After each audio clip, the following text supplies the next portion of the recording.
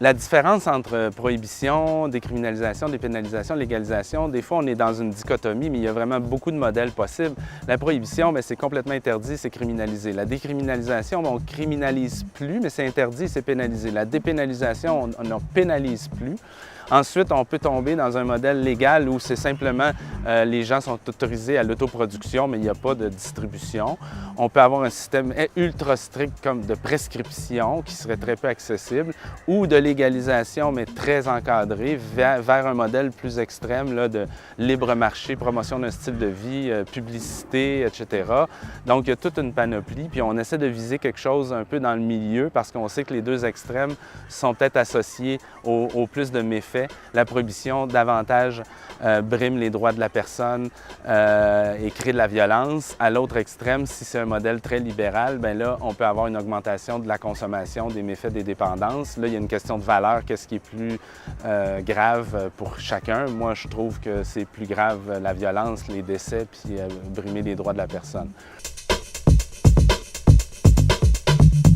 Parlons maintenant de prohibition, parce que c'est de ce dont il s'agit, légaliser versus prohibition. On entend beaucoup parler des méfaits du cannabis, mais je suis assez stupéfait de voir qu'on omet les méfaits de la prohibition. Puis ils sont nombreux, puis c'est pas pour rien qu'on pense à légaliser. C'est pas parce que le cannabis est bon pour la santé, c'est parce que la prohibition a plus de méfaits que le cannabis lui-même. Les méfaits de la prohibition, quand on s'intéresse à ça, on se rend compte que ça touche à toutes les sphères de la société. C'est ahurissant, que ce soit la santé publique, la sécurité publique, la corruption, l'économie, les droits de la personne, l'environnement, ça touche absolument à tout et les méfaits sont incommensurables et c'est pour ça qu'on veut trouver de nouveaux modèles qui ne seront jamais parfaits. La légalisation, il n'y aura jamais une politique parfaite qui tout va bien, mais c'est juste de maximiser les effets bénéfiques d'une politique puis minimiser les effets collatéraux négatifs et involontaires. C'est comme avec la crise des opiacés, du fentanyl, on se rend compte qu'il y a des gens qui meurent. C'est bien pire que la crise du SRAS, mais comme c'est des consommateurs, on s'en préoccupe pas trop, mais c'est une crise très grave. Il y a beaucoup de choses à mettre en place qui sont malheureusement pas faites suffisamment, à la fois du côté du traitement, meilleur accès au traitement, autres traitements comme avec le cannabis pour la douleur, mieux contrôler aussi les prescriptions des médecins, mais les tendances à interdire l'accès, comme on l'a fait depuis toujours, ça fait juste renforcer le problème et faire apparaître, c'est comme ça que le fentanyl est apparu sur le marché illégal. Puis il faut aussi penser vraiment à des actions de réduction des méfaits comme les centres d'injection supervisés ou de consommation supervisée, l'analyse de drogue, l'analoxone et tout ça. Mais ultimement, va falloir penser à légaliser, plus que décriminaliser, légaliser les produits qui sont les plus connus. Puis je ne suis pas le seul à le dire, le British Medical Journal, de Kofi Annan, Louise Arbour, parce que dans le fond, on se rend compte que la prohibition fait plus de dommages que même ces drogues-là. Il apparaît des drogues dangereuses, inconnues, qu'on n'a aucune idée c'est quoi. C'est vrai aussi, je pense que la décriminalisation ne va pas assez loin. Certains disent que ça peut même être risqué de seulement décriminaliser parce que là, on pourrait avoir plein d'amendes. C'était ce que le rapport de Nolin disait. Plein d'amendes. Qui reçoit des amendes? Les jeunes, les marginaux, les gens dans la rue, santé mentale. Puis là, on pourrait avoir quand même une discrimination. C'est pas le PDG dans son salon qui va avoir des amendes. Puis des amendes impayées, ça donne quoi? La prison.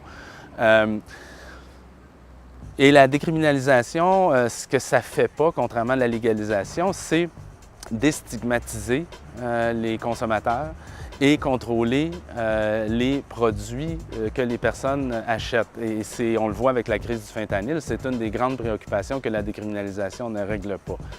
Ce que la décriminalisation ne règle pas aussi, c'est que ça n'amène pas de revenus dans les coffres de l'État. Bien sûr, on ne légalise pas pour juste ça, mais en ce moment, quand c'est prohibé ou décriminalisé, l'État paye pour les dépenses, mais n'a pas des revenus, donc c'est quand même un problème de ce point de vue-là aussi.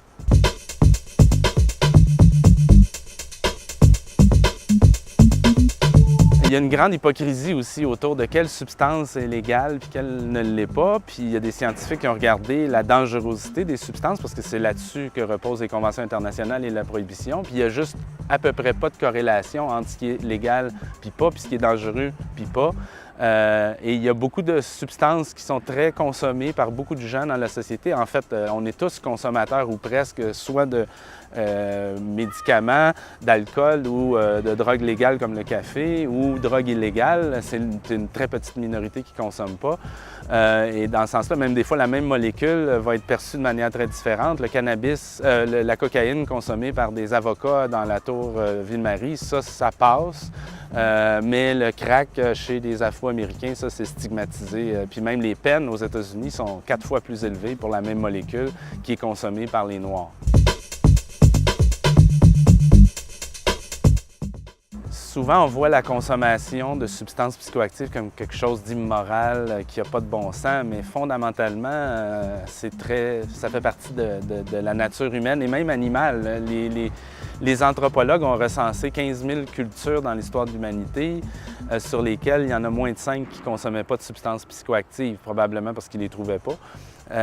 Mais il y a aussi plein d'animaux qui consomment des substances, dont des animaux qui traversent des zones desséchées et qui mangent la feuille de coca, puis s'ils le faisaient, ils mourraient, donc c'est très adaptatif.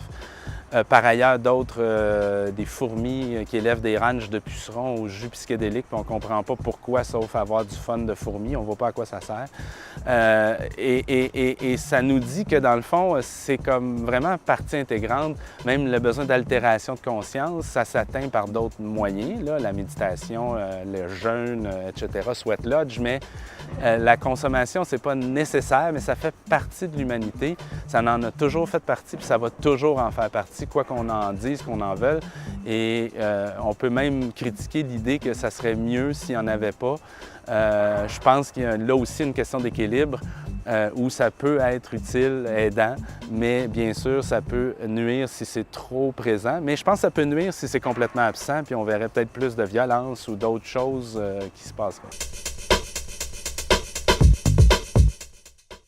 C'est sûr que la légalisation ou la réduction des méfaits, c'est bien, mais ça ne suffit pas. Il faut vraiment réduire la pauvreté, les inégalités sociales puis la détresse, puis assurer des contextes de vie sains pour que les gens se développent dans des meilleures communautés. C'est ça d'abord et avant tout, la meilleure prévention, parce que tout ça, c'est un terreau fertile pour les problèmes et la dépendance. C'est sûr qu'il ne faut pas faire l'économie de ça, même si c'est compliqué dans notre contexte sociopolitique actuel.